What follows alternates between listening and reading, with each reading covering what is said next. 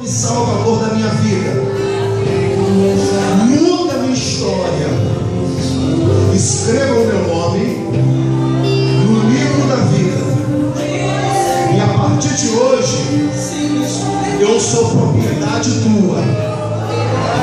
Venha o teu reino e seja feita a tua vontade. A igreja levanta as mãos, vamos orar agora. Senhor Deus, nós oramos por essas pessoas.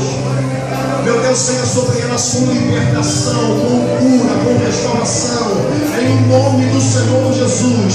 Venha sobre essas pessoas quebrando cadeias, limpando essa casa. A partir de hoje, eles não são habitação de demônios, são templo do Espírito Santo. Oh Deus, obrigado, Espírito Santo, por essas 11 vidas que aceitaram a Ti, Jesus, como Senhor e Salvador. Se quando uma alma se converte, existe festa no céu. Eu tento imaginar que festa é essa que está no céu agora, porque são 11 vidas.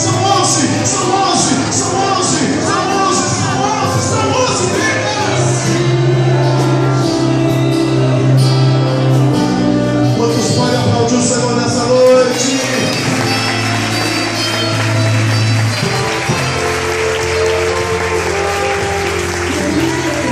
Você que vem aqui na frente, se importa com você, ele compreende seu